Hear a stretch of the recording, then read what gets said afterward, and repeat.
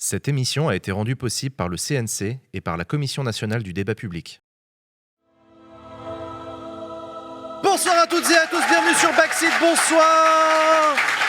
Bonsoir le public. Très heureux de vous accueillir, chers amis, dans la deuxième partie de cette émission. Merci à vous d'être là. Merci à vous d'être de plus en plus nombreuses et nombreux à nous écouter en podcast et à nous regarder sur YouTube. Et bonjour aussi au chat. Vous êtes avec nous, le chat, sur le plateau, comme d'habitude. C'est un peu l'émission de Noël ce soir. C'est la dernière émission avant la pause, la trêve estivale. Non, pas estivale, c'est l'autre justement. Hivernale. Trêve hivernale, on va faire une pause d'un mois, un mois pendant lequel il n'y aura pas Backseat. Ce soir, c'est la dernière du coup avant ce mois de pause pour ce repos bien mérité pour toutes les équipes. Pensez à vous abonner si vous regardez cette vidéo sur YouTube. 50% des gens qui regardent l'émission sur YouTube ne sont pas abonnés à la chaîne. C'est dommage parce que être abonné, ça vous permet d'être notifié des nouvelles vidéos qui arrivent les unes après les autres. Donc profitez-en. Chers amis, je suis sur ce plateau très très bien entouré. J'ai le plaisir d'être avec Latifa. Salut Latifa. Salut Jean. Latifa, tu es la directrice exécutive du mouvement. Oui, c'est ça. Est-ce que tu vas bien ? Ouais, je vais bien. Ce soir, je suis en week-end, donc si on pouvait terminer rapidement. D'accord, carrément. Je suis pour la semaine de 4 jours. Eh ben écoute. Ah, je suis avec toi. Ouais, j'avoue, ça ferait plaisir. Mais après, t'es en vacances ? Non, t'es pas en vacances direct. Ok, d'accord. On est aussi avec Usul. Salut Usul. Bonsoir. Tu vas bien ? Oh, la méga patate. Ouais. Chroniqueur sur Backseat, on te retrouve pas mal aussi sur Blast avec Rhinocéros et depuis la semaine dernière, tu as une nouvelle émission qui s'appelle La France a peur. Oui, pour l'instant c'est une mensuelle, on essaye. Blast essaie de lancer sa chaîne YouTube et Twitch, Twitch, bien sûr. Pas grave. Twitch et vos trucs de jeunes là, moi je m'y retrouve plus. Donc on a fait une première, voilà, c'est une émission de 2 heures de plateau. On revient sur certains contenus de Blast et puis après on a un invité en deuxième partie. Donc là on a fait une première, c'est très bien passé avec Yoann Chapoutot. Le replay est disponible sur la chaîne Twitch de Blast. Yoann Chapoutot, c'est un historien spécialisé de la Seconde Guerre mondiale, du nazisme, même précisément du nazisme. Et oui. Excellente historien et donc c'est chouette, non mais bravo pour cette nouvelle émission, bravo à toi et à Blast. Bah merci. C'est vrai que moi j'ai pas l'habitude c'est moi qui anime, c'est moi qui lance des jingles qui se lancent pas. Si tu ressens cette solitude infinie. C'est ça, mais c'est très sympa à faire, hein. C'est très marrant, je comprends que tu te plaises ici. Ouais, dans cet exercice. En tout cas, ça me fait super plaisir de vous avoir sur le plateau avec moi. On est aussi avec Sacha. Salut Sacha. Salut Jean. Ça va ? Ça va et toi ? Ouais, Sacha, tu es journaliste sport à France Télé. Est-ce que tout roule pour toi ? Oui. Moi aussi, je suis en week-end ce soir. Bientôt les vacances ? Pareil que Latifa, si à 22h, on peut avoir tout bouclé, c'est cool. Non, je rigole. Ouais, week-end ce soir, mais pas les vacances encore. D'accord, ok. Voilà. Okay. Les amis, j'ai des cadeaux pour vous. Les cartes Backseat, les cartes du club Backseat. Ça fait partie des contreparties lorsque vous faites partie du club Backseat sur KissKissBankBank, donc vous soutenez l'émission. Vous recevez par la poste une carte Backseat et donc je vous remets vos cartes. Énorme. Chaque chroniqueur en a un. On a une, pardon. Elles sont numérotées, Elles sont numérotées, absolument. Moi, j'ai la numéro 1. Et pour vous, chers amis, chez vous, sachez que nous sommes en train de vous les envoyer. On a fait tout l'atelier de mise en pli. Donc on s'est fait chier il y a quelques jours à faire un nombre incalculable parce que moi je dois signer les courriers parce que vous recevez la carte avec un courrier. Jules, t'es numéro combien ? 300 021. 021 ? Tu veux mon code aussi ? Ouais, on peut rien faire avec cette carte. Alors, cette carte vous donne accès au public une fois par semaine sur les places réservées, mais il faut vous inscrire avant quand même. Et cette carte pourra vous donner accès à des événements qu'on organisera avec des partenaires. C'est aussi ça le but. Ah oui, c'est mes moments préférés. Qui s'organisent, que ce soit la Bellevilloire ou nos événements spéciaux à nous, si on organise des événements spéciaux, le fait de posséder une carte vous permettra d'y entrer. Et bravo pour le travail de marmotte sur la mise en pli. Et du coup, ouais, on a fait de la mise en pli. J'ai signé de ma main 700 ou 800 courriers. C'est pas un truc de cheveux la mise en pli ? De quoi ? C'est pas un truc de cheveux la mise en pli ? De cheveux ? Non, Pas que, oui. Ah, faire une mise en pli. Oui. Alors, je sais pas ce que ça veut Dans dire. les années 80, mais oui. Ah oui, d'accord. Tu sais, les bigoudis, tout ça. C'est ça. Quoi ? Voilà. Non, je savais pas que ça se disait pour le courrier, quoi. Voilà. Ça désigne quoi ? Peut-être c'est mise sous pli. Mise sous pli ? Oui, mise sous pli, c'est pour le courrier. Et mise en pli, c'est voilà. la coupe de cheveux. Je me disais bien qu'il y la avait... coiffure, plutôt. Il y avait une erreur. Non, mais bien joué, bien joué. Bien joué, bien joué. Faut Mise citer sous pli. ses Donc on sources. s'est fait chier à faire de la mise sous pli, donc ça y est, c'est dans les enveloppes. Vous allez recevoir vos cartes, elles vont arriver chez vous.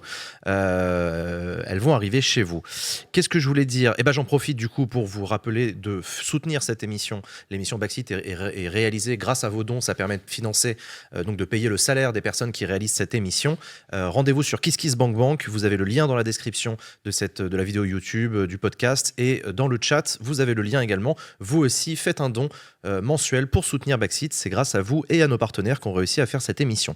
Ma petite anecdote un peu Ouais. marrante, parce que moi, je suis comme vous, Non, je suis vas-y. claqué.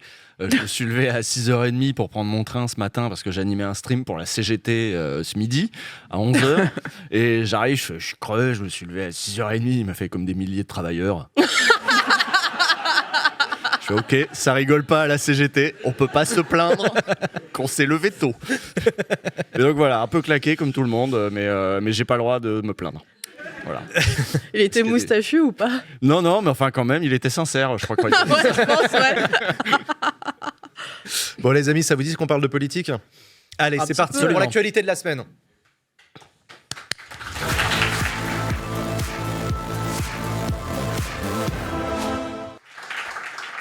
Bon, alors, Ils sont fatigués. premier sujet, ouais, on est tous claqués, mais de toute façon, on va parler d'un sujet qui va nous passionner, c'est le gouvernement. Allez. On adore. Non, le premier sujet, c'est qu'est-ce qui s'est passé, bordel de merde, lundi, journée difficile pour le gouvernement, et particulièrement pour Gérald Darmanin, le ministre de l'Intérieur.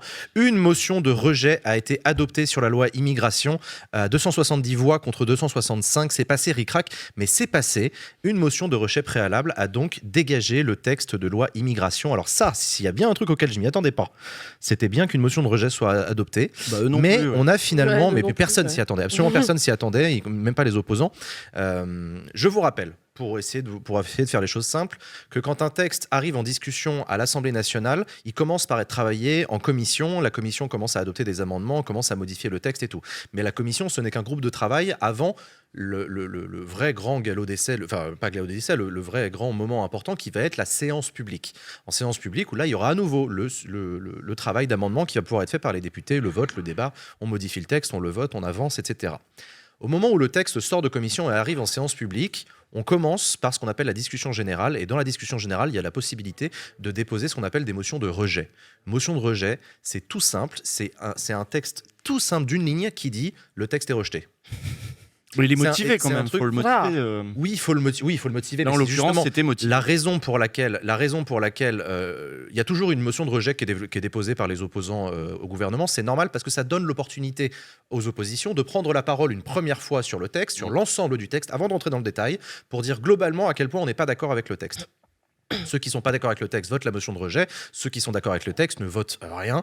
Et donc, normalement, classiquement, ça peut se passer normalement, la motion de rejet est rejetée. Les motions de rejet sont tout le temps rejetées parce qu'il n'y a jamais assez de voix pour les adopter. Sauf lundi. Lundi, il s'est trouvé qu'une motion de rejet, si je dis pas de conneries, c'est la motion de rejet des écolos. Ouais. Absolument. Celle des écolos. C'est celle des écolos. Elle a été votée par un panel de gens très différents pour des raisons très différentes. On a un peu la gauche qui trouvait que le texte était trop à droite et la droite qui trouvait que le texte était trop à gauche. Oh, Et- c'est pas ça. Ah, c'est exactement ce qu'a dit Ciotti. Ah C'est ouais exactement ce qu'a dit Ciotti. Il se a fout dit de la gueule du ce monde, texte, Ciotti. nous ne voterons jamais ce texte. Il a été trop modifié par la jambe gauche de la Macronie qui a le pouvoir sur le gouvernement. Ah oui, complètement. Genre Sacha Houlier, il a Genre, quelque ouais, chose c'est ça. il a une influence sur Sacha Darmanin. Houlier. Ah, lui, il faut qu'il Ouh. cite ses sources aussi, parce que ça m'intéresserait Exactement. de savoir comment il a appris ça, lui. Donc c'est exactement Ouais. ce qui s'est passé, D'accord. c'est que la motion de censure, la motion de rejet des écologistes a été votée par toute la gauche NUPES, mais aussi par les Républicains, mais aussi par le Rassemblement National. Et quand on additionne toutes les voix, ça fait une majorité, 270 voix, et voilà que le gouvernement se retrouve Gros gens comme devant. Dans la panade. dans la merde. Mais oui, dans la merde, parce que plus de texte. Donc, le ministre de l'Intérieur, Gérald Darmanin, prend sa bagnole, se rend à l'Élysée pour présenter sa démission au président de la République. Ce cirque. C'est Quel moment normal. de grâce à suivre en direct à la télé. Ah ouais, j'ai pas vu ouais, j'ai c'était pas vu le drôle. direct. Mais c'est normal de remettre sa démission au président de la République lorsque l'on est désavoué par le Parlement. On vient de perdre un vote extrêmement important à l'Assemblée nationale. On est désavoué, on va voir le président de la République à qui on remet sa démission. Et pas le Premier ministre. Tout à fait logiquement, non, parce que c'est le président de la République Ouais, qui ouais, nomme le ministre. Et logiquement, le président de la République a refusé cette demande de démission. Il a conservé Gérald Darmanin, ministre de l'Intérieur. Il l'a, renforcé dans dans ses attributions, et le gouvernement se retrouve dans la merde avec un texte qui a été rejeté une première fois à l'Assemblée nationale, donc très affaibli en réalité le gouvernement, non ? Si, ah bah oui, complètement. Jules. Bah, c'était le but du Rassemblement national. C'est surtout eux qui ont tergiversé aussi toute l'après-midi. Jusqu'à la dernière minute, ouais. Voilà, en se demandant, parce qu'en effet, il faut préciser, la motion à la base a été rédigée par les écolos. Il y avait même écrit dedans que le texte était trop bourrin, trop d'atteinte aux droits des étrangers. En fait, il y avait deux textes en fait à la c'est une base. différence fondamentale entre les écolos, entre la gauche et l'extrême droite au Parlement, c'est qu'au Parlement, l'extrême droite n'a aucun problème à voter des textes de gauche, alors que la gauche rechigne toujours à voter des textes racistes, par exemple. Oui, c'est ça qui est extraordinaire. C'est la gauche qui propose le texte et l'extrême droite qui s'y rallie. Et on dit à la gauche, vous votez avec l'extrême droite.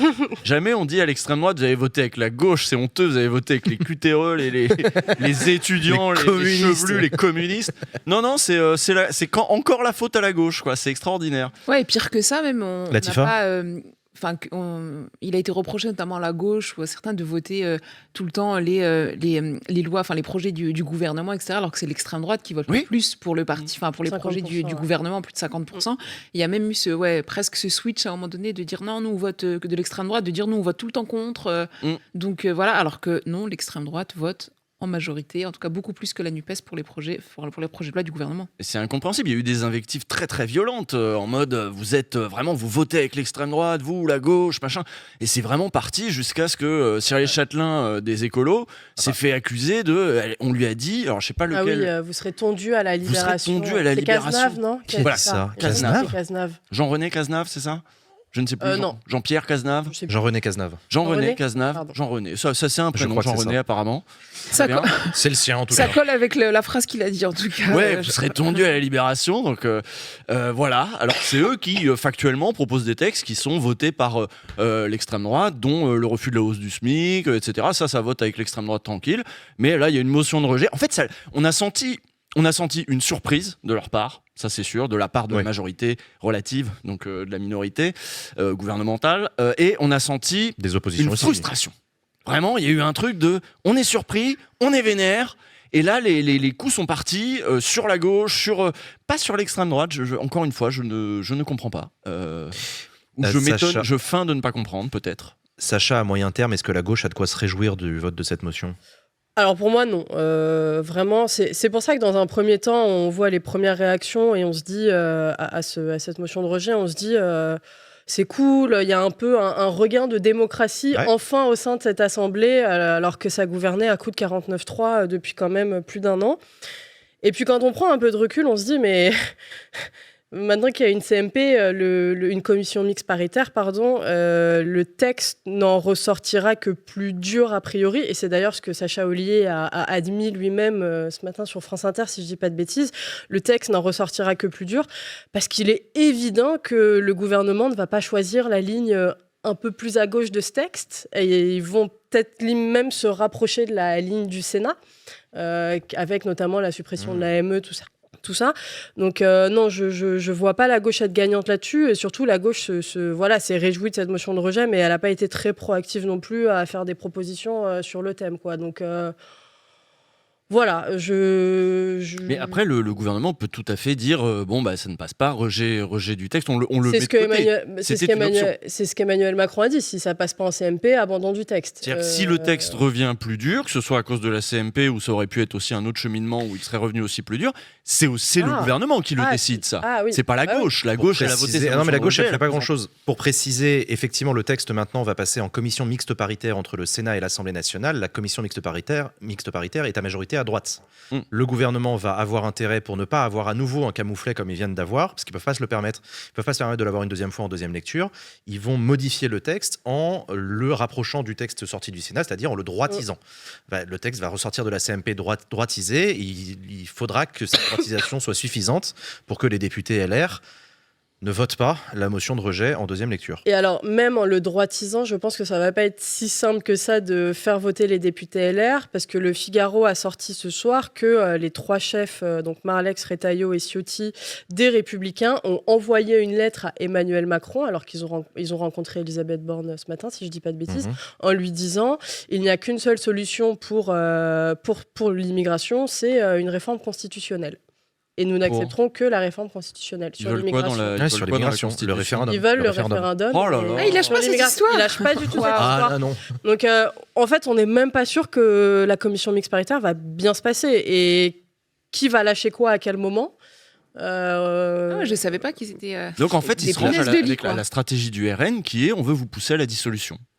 C'est la stratégie du RN. Le RN vote. Oui. Ouais, mais j'ai pas l'impression Oui, que c'est ce soit. ça. enfin, Le RN est quand on persuadé a qu'il reçu sortirait Olivier Marleix renforcé sur ce de- plateau, je n'ai pas senti un Olivier Marleix qui cherchait à jouer à la Non, je dissolution. crois pas. Je n'ai pas l'impression, c'est peut-être qu'une impression, mais j'ai pas l'impression que les Républicains cherchent à aller en direction d'une dissolution.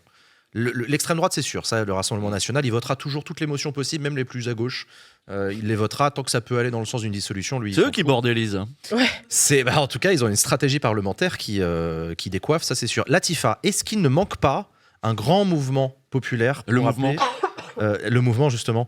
Non, mais est-ce qu'il manque pas un grand mouvement populaire pour appeler au retrait du texte? Mais oui, c'est ça. Moi, je trouve Ça, que dans le la stratégie de la NUPES, c'est ça que j'ai pas compris, c'est que ce soir-là, tout le monde disait victoire, victoire. Donc, il y avait, on a épargné 2 semaines de discours xénophobes, etc. Soit, mais comment, enfin, le Bardella et le RN étaient beaucoup plus audibles sur voilà ces histoires de dissolution. Et d'ailleurs, on a parlé de ça tout de suite, mais pas en fait. Normalement, dès le lendemain, la question qui aurait dû s'imposer dans le champ politique, c'est retrait du texte. Point. Et en fait, tout ne doit tendre qu'à cela, parce que on en pense qu'on en veut. Les députés qui ont rejeté, qui ont voté cette motion, représentent en fait la France beaucoup plus que le gouvernement. De manière globale. Enfin, ça, c'est factuel, c'est des gens qui ont voté.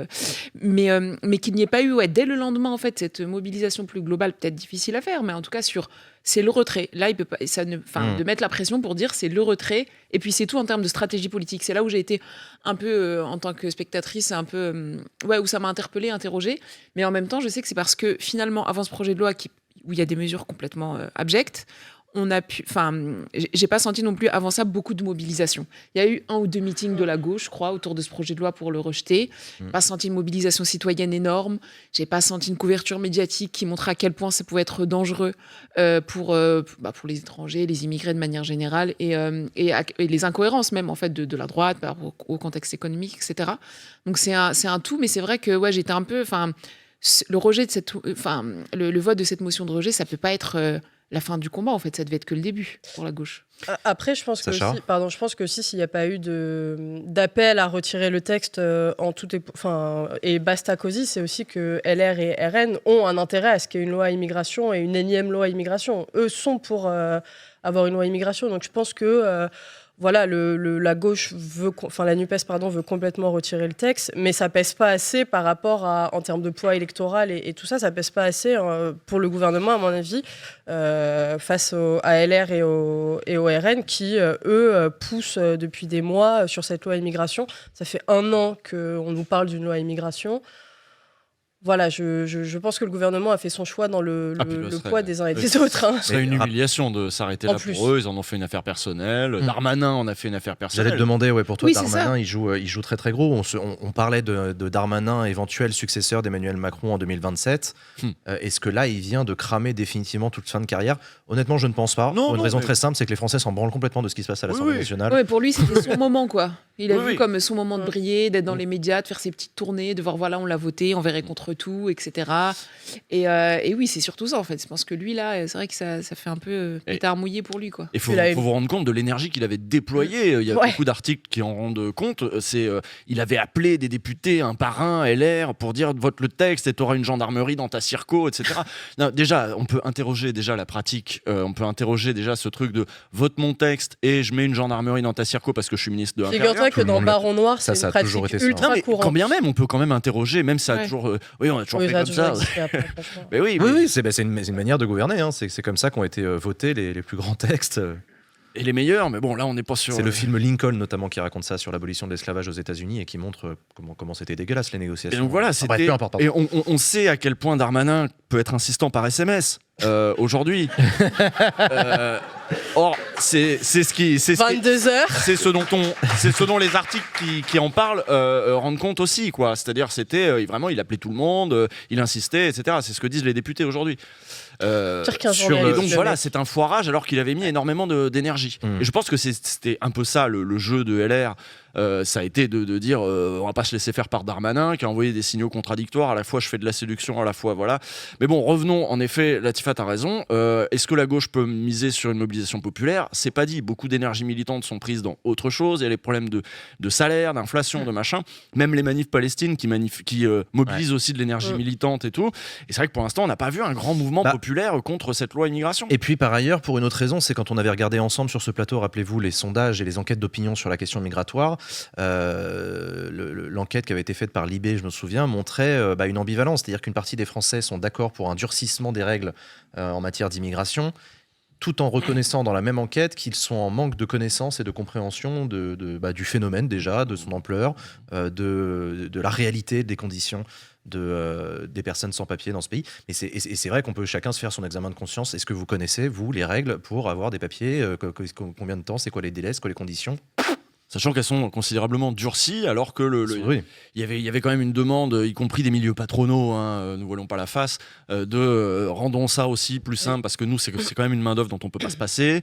Or, les conditions ont été durcies, les délais ont été rallongés. Enfin, on a quand même, l'idée, c'était de compliquer l'accès, qui est déjà compliqué. C'est déjà des démarches des préfectures, des heures d'attente, y compris dans la rue, parce que ce parcours, faut aussi rappeler ce qu'il est. C'est-à-dire, il est aussi le parcours pour l'accès au papier, pour l'accès même à un truc temporaire. Il est humiliant, il est dur. Ouais. Il est déjà très pénible et la France n'est pas si attractive que ça. Quand on regarde les faits, quand on regarde les chiffres, on se dit non, on n'est clairement pas le paradis des travailleurs immigrés qui voudraient venir. En plus, c'est déjà énormément compliqué. Oui. On a plein d'exemples, notamment préfecture d'Essonne, parce qu'il y a des gens qui se mobilisent sur des délais. Parfois, il y a des gens qui ont leur papier, mais qui veulent juste ramener leur famille, leur femme, leur fille, leur groupement et familial. Qui attendent 1 an, 2 ans, 3 ans. En fait, les procédures de regroupement familial, il y a très peu d'agents. Et dans des préfectures, effectivement, on peut attendre parfois 1 an, 2 ans avant juste de se réunir, de se retrouver avec sa famille, et sa famille proche, c'est-à-dire sa femme ou son époux et ses enfants. Et alors même qu'on travaille en France et qu'on remplit exactement toutes les conditions pour le faire. Donc oui, c'est des choses dont les gens ne sont pas forcément conscients, mais il suffit de faire un peu le tour des préfectures tôt le matin. Et vous voyez, et là, je vois des gens dans le chat qui disaient en vrai, si on est un paradis pour les immigrés, et pourtant plein d'immigrés viennent. Mais regardez les chiffres en fait. Regardez le nombre de gens qu'on accueille. Il n'y a pas tant que ça. On est le pays de l'OCDE qui a le moins. Non, on n'est pas attractif. Même les Ukrainiens, ils ont fait la France, bof. Non, mais vraiment. C'est vrai, alors qu'on a mis le paquet pour accueillir les Ukrainiens. Non, on n'a pas mis le paquet d'ailleurs. On n'a pas mis dans le paquet que ça. On a mis plus que pour les autres, ça c'est sûr. Oui, voilà, c'est ça. Par rapport au reste. Mais par rapport à nos voisins, on n'a pas mis le paquet. Ah non, par rapport à nos voisins, non. Donc on est voilà. Le message en tout cas il est passé. Visiblement. Autre sujet qu'on voulait aborder ensemble. Alors ça, je vais avoir besoin de votre aide, les amis, parce que j'y comprends rien. Aurore Bergé et la parentalité. Aurore Bergé, c'est la ministre des Solidarités, de la famille, qui organisait lundi le premier jour d'une commission scientifique sur la parentalité. Oui. Ça avait été annoncé fin octobre dernier. Oui. Des mesures qui font suite aux émeutes de juin dernier, les révoltes après la mort de Naël. Rappelez-vous. Oui, mais les petits chenapans dans la rue, oui, mais les parents, qu'est-ce qu'ils font ? Il faudrait s'occuper des parents. Donc, on va mettre en place une commission parentalité. Et c'est ça dont on est en train de parler, puisqu'elle a commencé à se réunir. Et ça n'a pas manqué. Dès le premier jour, il y a eu 3 démissions. 3 démissions. Bam. Agnès Martial du CNRS, Claude Martin, sociologue spécialiste de la parentalité, et Irène Thierry, sociologue de la famille, ont démissionné donc, de cette commission parentalité en expliquant, je cite, regretter que les travaux ne soient placés sous l'égide que des méthodes répressives. Fin de citation. Exactement. Et surtout, ils n'étaient pas au courant que c'était aussi placé dans l'axe des violences qui avaient eu lieu en juin dernier. Donc, c'est lunaire. On leur demande de travailler sur du temps long sur un truc. Et en fait, on se rend compte que ça va être une réponse politique très courte à un problème qui a eu lieu il y a des mois. Usul, c'est quoi cette histoire de commission ? C'est quoi son rôle ? C'est du conseil scientifique, c'est-à-dire on va essayer de produire des propositions, puis après le gouvernement fait ce qu'il en veut, on est comme d'habitude. Mais on leur a dit venez, il y a de nouvelles formes de parentalité, qu'est-ce qu'on fait ? La garde alternée, de je sais pas quoi, il faut repenser peut-être la parentalité. Bon, il y a des sociologues, il y a des chercheurs, ils disent pourquoi pas, peut-être. Et puis là, bam, interview d'Aurore Bergé dans la tribune du dimanche. Oui. Et là, ils apprennent que, en fait, c'est parce que, à la suite des émeutes, à la suite de la mort de Naël, toute la charge de la responsabilité de ces garnements, parce qu'ils étaient. Éric Dupond-Moretti l'a dit, il a été surpris qu'ils étaient si jeunes, ces jeunes-là, ils sont jeunes, ces jeunes. Donc, c'est de la faute des parents les tiennent pas. Donc, et c'est pour ça qu'ils apprennent ça dans le journal, ils apprennent que Aurore Berger elle a déjà prévu qu'il y aura peut-être des travaux d'intérêt généraux pour les parents défaillants, et que tout ça, c'est pour réapprendre l'autorité un peu dans les familles. Et eux, ils sont sociologues, ils pensaient venir travailler sérieusement, et ils apprennent ça dans la tribune du dimanche. Donc, il y a eu 3 démissions, ils ont motivé leur truc, et ça se profile assez mal pour la suite, parce que bon voilà, faire une commission et dire fournissez-nous des propositions, mais en fait nous on en a déjà, ça va être tapé sur les parents. Voilà, donc c'est pour ça que c'est assez intéressant de ce nouveau. Parce qu'encore une fois, c'est un machin. Macron et son équipe créent un machin. Et là, même le machin, c'est un pétard mouillé dès le début. Parce qu'en fait, il a déjà une idée en tête. Ouais, c'est ça. Ouais, d'insister d'insister que sur l'aspect répressif. Avec notamment, le truc le plus dingue, c'est mettre en place des amendes. Je crois pour les parents dont les enfants mineurs ont commis des dégradations. Alors même que l'on sait que, par exemple, ça concerne des familles monoparentales, que les familles monoparentales, c'est une question qui est genrée. Plus de 60% apparemment pour les événements de juin. Ouais, voilà, c'est ça. Donc il y a la question dans les quartiers populaires, cette question de la famille monoparentale. Les familles monoparentales, c'est plus de 80% de femmes et 40% d'entre elles vivent en dessous du seuil de pauvreté. Donc là, on est en train de mettre une amende en plus sur des gens qui sont déjà en fait dans la précarité, qui ont déjà du mal à payer par exemple la cantine de leurs enfants, qui doivent travailler des fois des horaires pénibles très tôt le matin, très tard le soir, et s'occuper aussi de leurs enfants. Et donc c'est une question centrale en fait, sociétale, qui doit tous nous concerner. Il y a un collectif des mères isolées notamment qui s'est constitué, qui fait un projet de loi pour demander au même moment un statut spécifique pour les mères isolées, pour leur ouvrir droit à un certain nombre de droits à plein d'égards. Et en fait, de l'autre côté, qu'est-ce qu'on a ?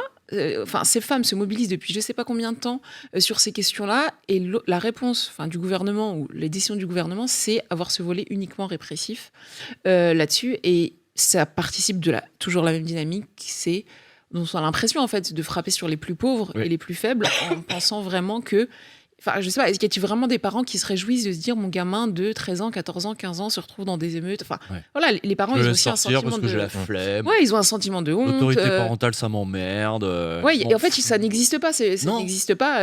Ça n'existe pas ces parents-là, et ça, on ne discute pas de la question centrale en fait, de ces familles monoparentales, de la question d'élever un enfant. On dit que ça demande un village pour élever un enfant, et là, on refuse en fait tout ce débat qui est une transformation de notre société, qui mérite des mesures importantes, mais on préfère évacuer le sujet en... je sais pas, c'est encore une fois flatter l'extrême droite ou flatter la droite sur c'est la métaphysique libérale de... parce que c'était ça le problème qu'ils avaient eu, c'est-à-dire que quand il y a les magasins un peu pillés, les écoles brûlées ou je sais pas quoi, ils se disent c'est de la faute de l'individu, parce que c'est des libéraux, donc il faut punir les individus. Puis là ils se disent ah merde, l'individu c'est un enfant en fait, il a 16 ans, on est dans la merde. On va punir les parents. On va punir les parents, parce que c'est le libre arbitre, il faut responsabiliser les gens. C'est-à-dire qu'en fait le collectif, y compris l'État, et peut-être qu'on parlera un petit peu plus tard aussi du département pour l'aide sociale à l'enfance et des trucs comme ça, n'a aucune responsabilité. La seule responsabilité, ça doit être ses parents qui doivent être surresponsabilisés, donc punis, parce la carotte et le bâton, c'est fini. Il n'y a que le bâton pour les pauvres maintenant. Et, Sacha, est-ce que ça en dit pas long sur l'incapacité du gouvernement à gouverner justement avec des commissions, avec des gens, avec des gens normaux, organiser des discussions quoi.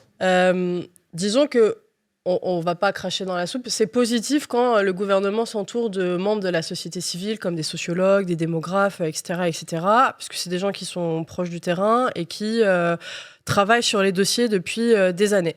Après, c'est ce qu'on se rend compte là, le temps politique et le temps sociologique, entre guillemets, scientifiques plutôt, sont pas du tout les mêmes. C'est-à-dire que Aurore Berger, on lui demande de taper vite et fort pour des raisons qui, à mon avis, sont électorales. Alors que les scientifiques demandent au moins... En plus, on les a convoqués à la dernière minute. Enfin, depuis le début, cette histoire est lunaire. Et alors, autre anecdote sur le traitement des commissions par ce gouvernement.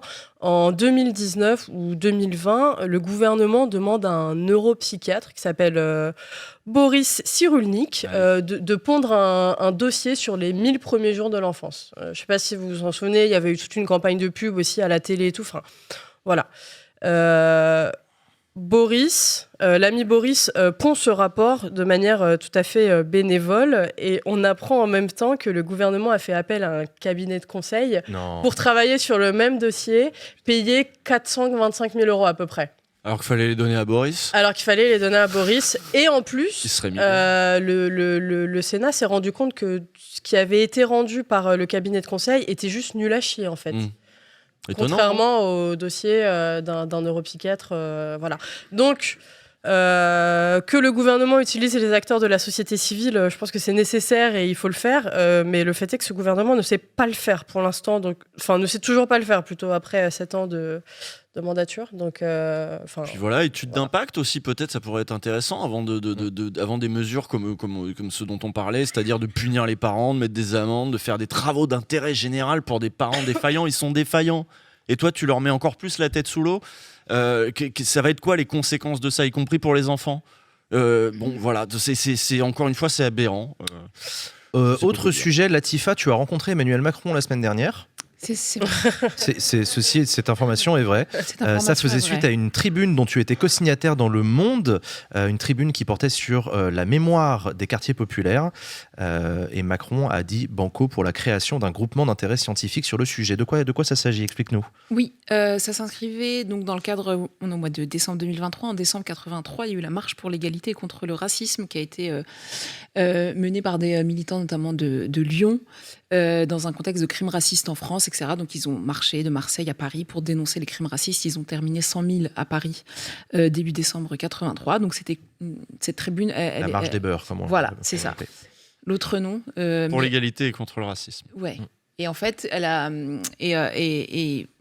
l'occasion de cette 40e anniversaire, il y a une historienne, Naïma Yahi, et un militant associatif, Salah Mokrane, qui ont fait cette tribune pour demander la tenue d'états généraux sur la mémoire politique culturelle des quartiers populaires, un groupement d'intérêt scientifique, pour qu'on puisse inscrire la mémoire des quartiers populaires de manière claire dans l'histoire du pays. Et notamment l'histoire de cette marche qui a été aussi un hold-up politique, il faut le dire, de la part de la gauche, où en fait Mitterrand a bien joué. Aucun des militants à l'époque de cette marche qui ont été à l'origine de cette marche, y compris les jeunes de quartiers populaires ou le père Christian Delorme, Toumi Djaïdja, bref, les différentes personnes n'ont eu de responsabilité politique après ça, etc. C'est-à-dire qu'ils ont représenté une avancée et en même temps pour le pouvoir en place une crainte qui a décidé de de donner beaucoup d'argent à une association qui s'appelle SOS Racisme, notamment Harlem Désir et Julien Drey, et pour créer la conséquence principale de ça a été la création des SOS Racisme et la carte de séjour de 10 ans. Mais bref, en tout cas, dans le cadre des commémorations là-dessus, j'ai voulu signer cette tribune. Et après ça, effectivement, j'ai eu un mail dans ma boîte de la présidence de la République pour m'inviter à participer à un échange. Et je pensais qu'on serait plusieurs. J'avoue, je sais pas d'où ça sortait, mais je suis arrivée, j'ai vu le plan table, j'ai dit « Ah !» Vous étiez combien? On était, nous militants, on était 7. Et eux, ils étaient 5-6. Ah ouais, d'accord. C'est vraiment une discussion, quoi. Ouais, un petit café. Un petit café. Alors et il y avait donc des marcheurs de l'époque, et puis avec d'autres personnes. Moi, je représentais plus les héritiers de ces combats-là liés au quartier populaire et à l'immigration. Et voilà, après, le président a écouté tout le monde discuter. Ça a duré une petite heure, mais et il a ouvert, comme il dit, un chantier présidentiel. Et il y a eu un papier là-dessus cette semaine dans l'IB sur la mémoire des quartiers populaires, à quel point c'était important pour les habitants de quartiers populaires ou issus de l'immigration de voir comment ils peuvent s'inscrire dans une histoire plus grande, qui est l'histoire de la France, en fait, tout simplement. Et voilà, ça, c'était important, mais on a conscience aussi que la question mémorielle est la plus simple à aborder, parce qu'il veut faire la même chose que pour l'Algérie. Mais la question mémorielle pour la quartier populaire est aussi simple à aborder si elle ne s'accompagne pas de mesures politiques plutôt claires et importantes pour les habitants des quartiers populaires. Moi, c'est bien j'ai beaucoup travaillé sur les travailleurs immigrés, etc. Donc, c'est quelque chose pour lequel je milite. Et si ce projet se concrétise, c'est très bien. Mais en plus, voilà, personne n'était dupe sur le fait que... L'idée, c'est quoi? C'est de mettre des noms de rues, c'est ça le mémoriel, non? Ouais, c'est de créer un groupement scientifique, du coup, de voir comment ça peut être mais les propositions finales... intégré dans des manuels d'éducation, de l'éducation nationale, tu vois, genre sur les vagues d'immigration des années 60, les ouvriers issus de l'immigration, de montrer que c'est pas un désert politique, les quartiers populaires, que déjà les travailleurs immigrés se mobilisent à l'époque. Mais normalement, c'est pas au gouvernement de dire ce qu'il y a dans les manuels scolaires. Mais il y a tout ce qui est, on va dire, comment dire, pas roman national, mais comment on fait pour que cette réalité-là existe en fait? Comment on fait pour que ce récit... Mais d'ailleurs, c'était déjà le cas du travail de Benjamin Stora qui avait piloté tout un travail sur la mémoire de la colonisation en l'occurrence. Oui, le président a fait directement ce parallèle lors de l'entrevue, en disant voilà, on l'a fait sur l'Algérie, donc on peut le faire là-dessus. Voilà. Après, comme c'était dit dans l'article de Libé, personne ne croit plus au Père Noël parmi les personnes qui étaient présentes. Il y a d'ailleurs des militants de la marche qui ont refusé d'aller à cette rencontre. Ce que aussi on peut totalement comprendre. Après, c'est toujours des positions différentes quand on est militant. Est-ce qu'on va rencontrer le pouvoir, entre guillemets, quand il nous invite, ou est-ce qu'on décide de continuer de le boycotter complètement? Et du coup, t'as pas peur d'une récupération politique? Tu penses que le travail qui va être fait va être intéressant? On verra, en fait. C'est peut-être affaire à suivre. On verra comment ça se passe par la suite. D'ailleurs, c'est quoi le calendrier? T'as des infos? Apparemment, rendez-vous en janvier. Okay. Pour en tout cas Naïma, qui est l'historienne qui gère cela. Et voilà, mais oui, ça reste à voir. Je vous redirai si je revois Macron. Bah ouais, tu nous racontes. Hein. À chaque fois que tu vois Macron, parle-nous, raconte-nous. Hein. Nous, on veut savoir. Hein. Mais voilà, en tout cas. Toi, Jules, tu penses que c'est une volonté de maîtriser le récit Ah oui, non, ça n'a rien de très étonnant. Qu'il y ait une volonté justement de maîtriser le récit. Après, voilà, comme tu disais... Le plan Borloo pour les banlieues, il a été foutu à la poubelle directement. C'est-à-dire que là, encore une fois, on avait demandé une expertise. Le plan Borloo, il arrive, il est épais comme ça. Et puis Macron, ça dégage. En fait, c'est-à-dire, oui, s'il n'y a pas de plan derrière et qu'on fait juste de la mémoire, bon, c'est intéressant de voir comment on l'intègre. D'accord, ok. Mais on peut aussi regarder les erreurs qui ont été faites à l'époque et voir qu'en fait, on est en train de continuer la même chose. Et même, j'ai même envie de dire que c'est pire que ça. C'est-à-dire que la mémoire des quartiers populaires, elle est aussi contenue dans un tissu associatif. Elle est aussi contenu dans une mémoire militante, etc., qui a été saccagée aussi. Le tissu associatif en banlieue a été saccagé. Est-ce qu'on laisse des assos, est-ce qu'on laisse des commerces, est-ce qu'on laisse de machin? Bon, comment sont gérés aujourd'hui ces quartiers populaires-là? Et est-ce qu'on laisse des choses y vivre? Là, on rejoint aussi la commission, le truc sur l'autorité parentale. L'autorité. Qu'est-ce que tu fais de tes gamins quand dans le quartier, il y a plus de club de sport, il y a plus de terrain de foot, il y a plus de cours de théâtre, de radio libre, de trucs qui pouvait y avoir à l'époque, et tout ça a été saccagé. De juste maison des jeunes, en fait, maison de quartier où tu peux aller pour faire juste tes devoirs, et cette dimension aussi éducation populaire, qui existait beaucoup dans les quartiers. Enfin, il y a tout. Il y a tout un environnement qui a été, qui a disparu, en fait. Et les acteurs de cette époque disent souvent qu'ils ont du mal à raconter ça aux jeunes, tellement les quartiers aussi se sont transformés et se sont devenus plus durs, plus secs aussi au niveau de cette richesse qui était peut-être là avant, mais qui a eu une effervescence à un moment, mais qui n'est plus là. Et donc du coup, oui, on peut faire de la mémoire des vieux trucs, mais ceux qui transmettent le mieux cette mémoire et qui la font vivre, c'est encore les acteurs, c'est encore les gens qui sont là-bas, quoi. Et ceux-là, on les a pas laissés faire, en fait. Voilà. Alors, on va continuer, on voudrait parler un petit peu de climat, on va parler de la COP, mais on va surtout parler du climat dans les médias avec une invitée de la semaine. Chers amis, je vous demande d'accueillir sur ce plateau la cofondatrice du collectif Quota Climat, Eva Morel.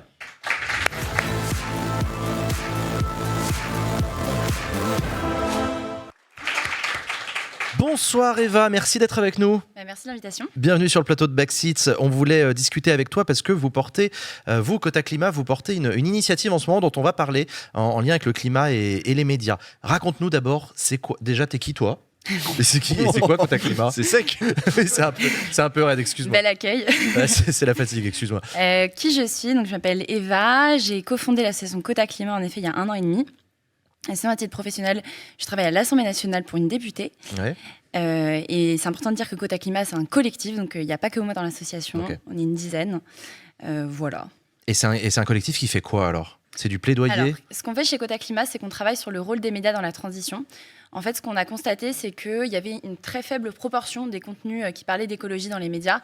Et c'était particulièrement problématique en période électorale, puisqu'on n'était pas du tout informé sur les programmes des candidats sur le sujet.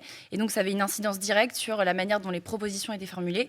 Et donc, derrière, de la manière dont les entreprises parlaient de ce sujet et les citoyens étaient informés. D'accord. Et donc nous, on a décidé d'agir sur ce sujet. Donc on a proposé au départ l'instauration d'un quota volontaire de 20% d'informations environnementales dédiées dans les médias.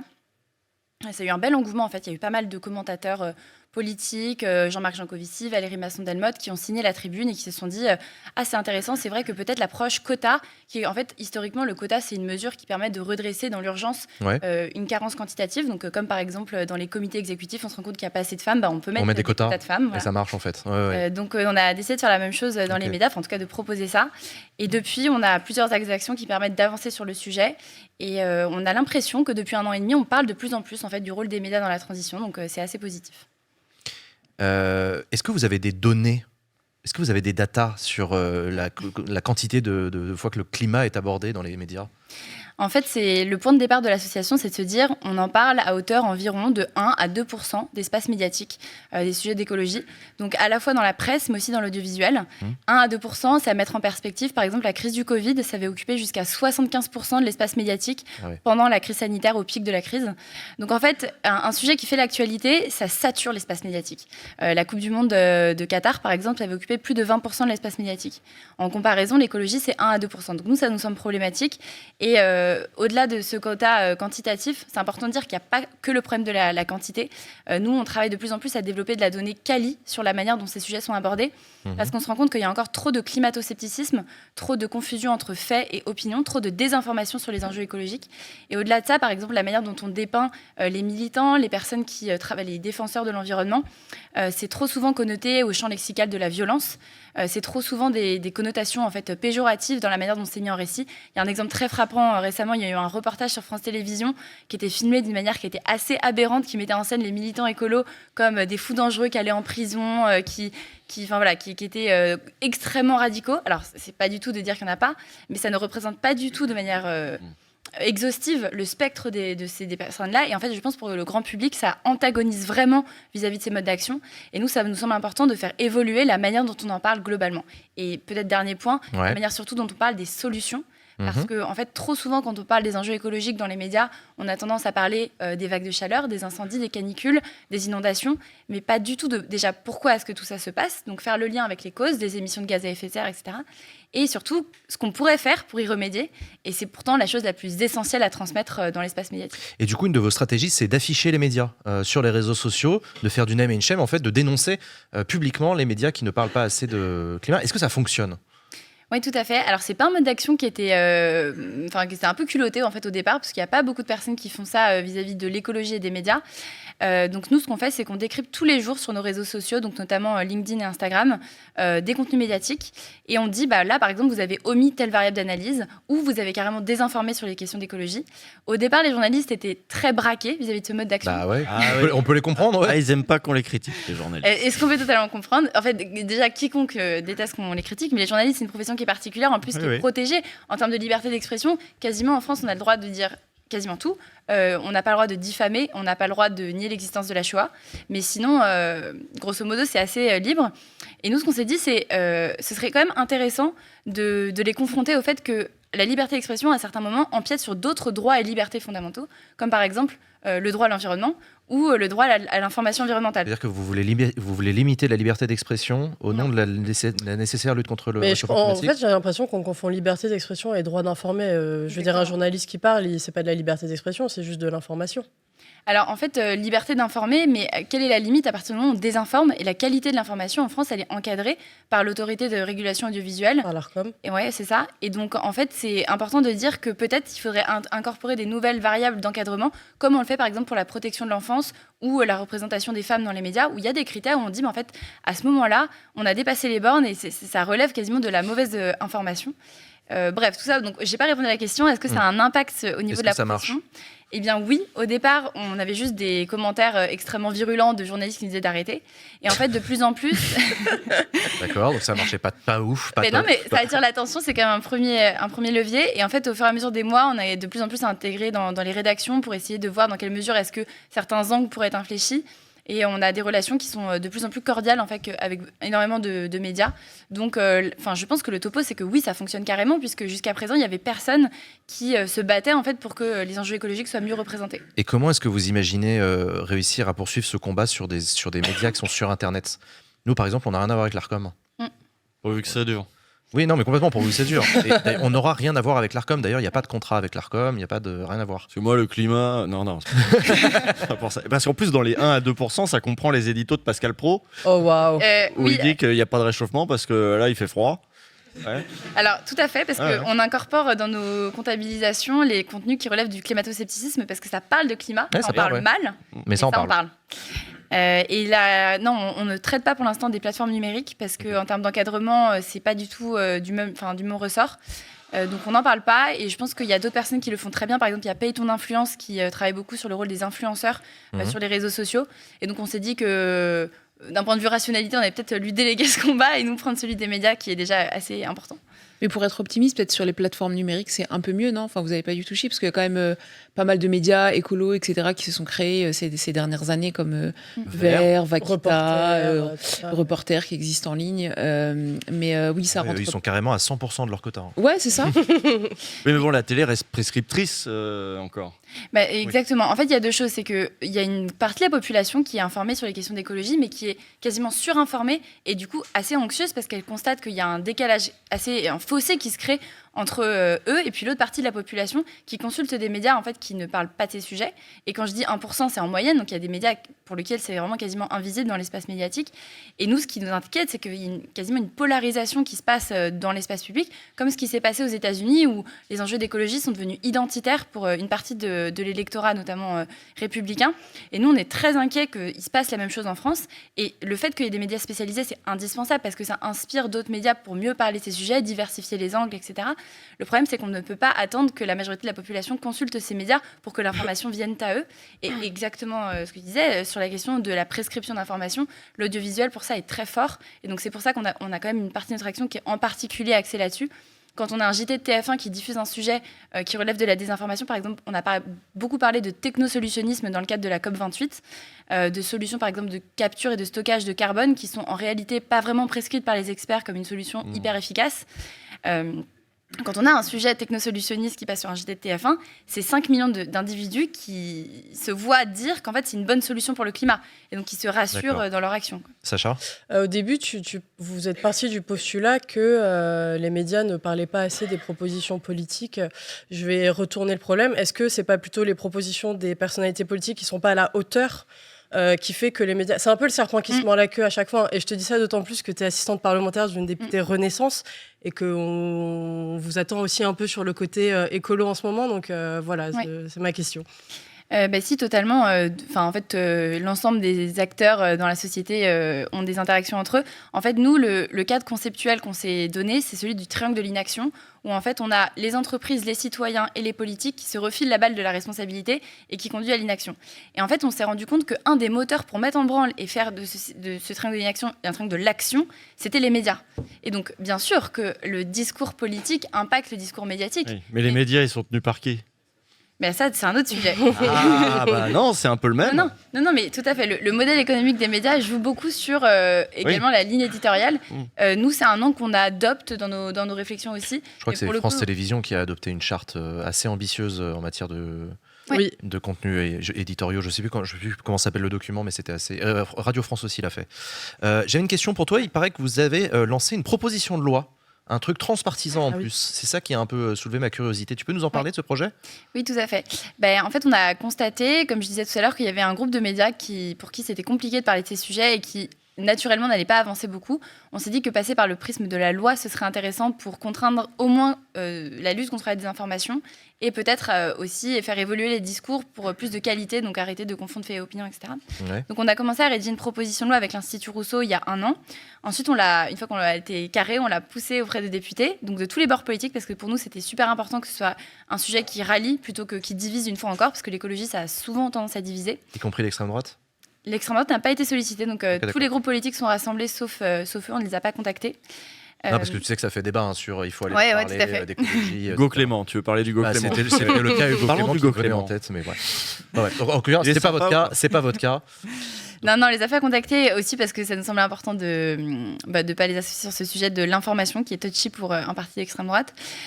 Mais aussi parce que c'était important pour nous d'avoir les autres groupes politiques et que certains n'auraient pas voulu faire partie du groupe de travail transpartisan. Et cette proposition de loi, donc, elle a été inaugurée à l'hôtel de la Seine, donc là où réside la présidente de l'Assemblée nationale, en juillet. Donc, on a une grande conférence où tous les députés ont fait le vœu de travailler assidûment pendant plusieurs mois sur le sujet. Et c'était important pour nous qu'ils le disent devant un public de journalistes parce que ça crée aussi cette pression qui monte vis-à-vis du fait que, bien sûr, encore une fois, ça va dans les deux sens, mais que les politiques se préoccupent de plus en plus aussi des questions qu'on leur pose en retour pour qu'il y ait de la redevabilité de leur côté. Et là, le groupe de travail va travailler jusqu'en mars et normalement aboutir à un texte qui sera examiné ensuite en hémicycle dans une niche transpartisane de l'Assemblée. Il n'y a pas de niche transpartisane. Si c'est les niches de l'Assemblée nationale, c'est une innovation qui s'est passée depuis 1 an. Maintenant, on peut déposer des... Ah, c'est ce truc-là. Ah, d'accord. Ouais. Oula, oui, d'accord, ok. Non, mais très bien.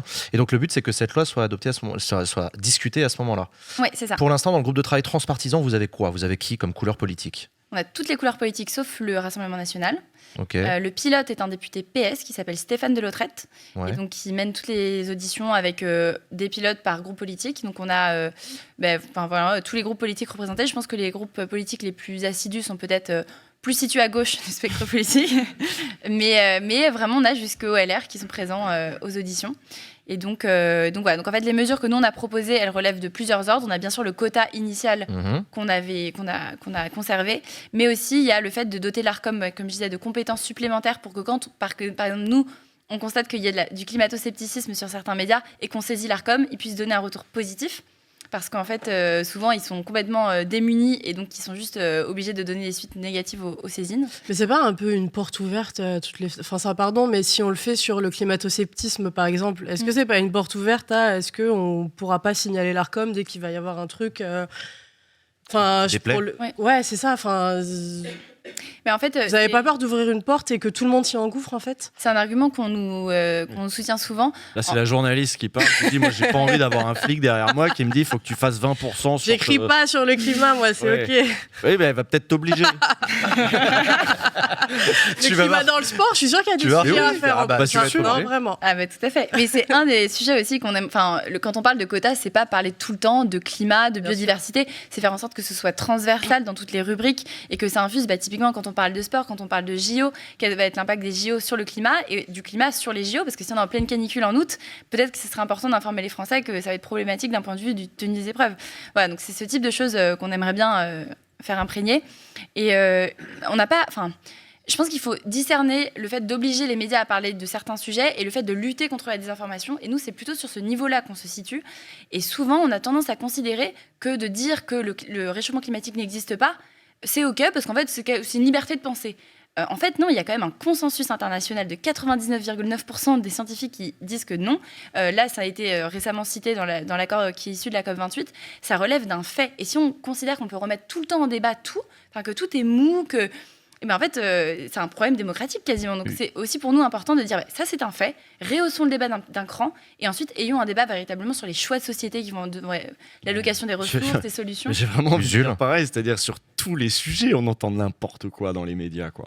Donc, en effet, qu'est-ce qu'on fait ? Faut repenser à ce moment-là la structure des médias. Ça va être difficile de demander à une émission ayez des trucs écolos. Et puis, entre les deux, on laisse des pubs pour des bagnoles polluantes et tout. C'est-à-dire, il faut repenser. Là, il y a un sociologue qui est mort il y a 2 jours, je crois, Patrick Champagne, qui avait travaillé avec Pierre Bourdieu, entre autres, et qui avait travaillé à la création de Acrimed, Action Critique Média. Et là, il y a pas longtemps, j'ai réécouté en fait Pierre Bourdieu sur la télévision, et il disait un des trucs c'est le dieu audimat en fait qui va dicter qu'est-ce qui va être repris ou pas repris dans les médias, qu'est-ce qui va intéresser ou ne pas intéresser. Donc ces sujets-là vont être priorisés. C'est-à-dire, il faut repenser toute la structure du truc. On peut pas juste mettre un gendarme derrière qui va, parce que il y a des chaînes qui vont dire c'est bien, vous me faites faire 20%, mais moi je fais pas d'audience sur ces 20%. Or, c'est mon outil de travail, ma chaîne, elle me génère du pognon. Vous êtes des libéraux, laissez-moi faire mon pognon avec ma chaîne. Non, mais c'est tout le champ qu'il faut repenser. c'est tout le champ des médias en fait, à ce moment. Parce que là, ils pourraient tout à fait arguer de leur liberté commerciale pour dire moi, je perds du pognon avec ce truc-là, donc vous allez me compenser. Mais alors, si l'État compense ou je ne sais qui compense, du coup, l'État a son mot à dire, mais je ne sais pas quoi. Enfin, ça me paraît ouvrir une brèche même sur étonnante. la question de la liberté d'expression, le climato-sceptisme n'est pas répréhensible et puni par la loi. Enfin, on passe pour un gros con comme Pascal Praud quand on dit oh il fait froid, il n'y a pas de réchauffement climatique. Mais c'est pas contraire à la loi. C'est pas contraire à la loi, quoi. Et déjà, même quand il y a des propos contraires à la loi, c'est compliqué. Tu vois. Enfin, même, c'est vrai. non, mais c'est vrai. Aujourd'hui, il y a des gens ils disent des choses complètement racistes à la télévision, et on c'est n'arrive vrai. pas à lutter contre ça. Donc, je sais pas si c'est quelque chose qui. Que l'Arcom peut mettre des amendes à Bolloré, et Bolloré dit très bien, je paye. Voilà. Qu'est-ce qu'on fait Je Bolloré partage. peut dire, moi je veux pas de trucs climat, ça m'emmerde, ça fait pas de vue. Moi je veux Hanouna, les trucs, les trucs racistes, du Zemmour, du machin, et je payerai, tant pis. L'Arcom pour l'instant, ou alors faut renforcer l'Arcom, plus gros Arcom. Eva, pour le mot de la fin, vas-y. Oui, pardon. Non, mais je partage le fait qu'il y ait une crise de l'information et que ça dépasse le champ du climat. Je partage le fait que sur beaucoup de sujets, on entend tout et son contraire. Par contre, il n'y a pas beaucoup de sujets comme le climat où on a un support factuel qui nous permette de discerner le vrai du faux. Et je pense que ce serait important qu'à minima, non, on peut avoir des débats de société où on dit n'importe quoi sur des individus, sur des opinions, avoir des débats là d'idées aussi, sur il y a des faits. Ouais, mais Il y a tous les autres sujets, on peut dire, il y a des faits. Regardez, on parlait de l'immigration tout à l'heure. On peut dire aussi, il y a des faits, regardez, il y a des chiffres, mais on entend tout de même n'importe quoi. oui, On peut objectiver, il y par a exemple, une vérité, il y a un réel. sur les faits de santé, par exemple, il y a un média récemment qui a dit n'importe quoi sur la vaccination. Et là, il y a un recours qui est en phase au Conseil d'État pour essayer de retirer le régime économique de la presse à ce média parce que ça met en danger la santé des lecteurs. Et donc, en fait, nous, on considère que c'est la même chose pour le climat. À un certain moment, si on continue de nier l'existence du réchauffement climatique ou son origine humaine, ça risque de mettre en danger la capacité de la société à agir vis-à-vis de ce problème. Donc pour nous, ça c'est le premier point. Et ensuite, sur le fait que même quand quelque chose est interdit, en fait, on peut quand même le dire. Oui, mais je pense que ça a une force assez importante de dire qu'il s'est passé quelque chose d'illégal sur un plateau. Ça entame fortement la réputation des personnes qui ont tenu ces propos et du média. Et même si, une fois que quelque chose est dit... Hanouna dirait pas ça, hein. Zemmour non plus. Sur un certain nombre dans un certain nombre de sphères aujourd'hui politiques ou même de la société, ce média, il est un peu cornerisé. Il y a beaucoup de personnes qui considèrent qu'il y a des choses pas très correctes qui s'y passent, et ça a déjà une force prescriptive énorme. Et si ça se produit sur l'ensemble des plateaux où on désinforme sur les questions de climat, et honnêtement, on en est encore très très loin sur les enjeux d'écologie, ça aurait déjà, ce serait un progrès fort. Et dernière chose, il y a aussi avec l'Arcom la possibilité, quand il y a vraiment de la désinformation avérée, d'émettre des sanctions. Je sais que c'est rare. Ouais, c'est très rare. Mais c'est aussi une possibilité pour laquelle on se bat. Merci beaucoup, Eva Morel, d'être venue sur le plateau de Backseat. Merci à toi pour nous parler de cette initiative Quota Climat dont on suivra les évolutions.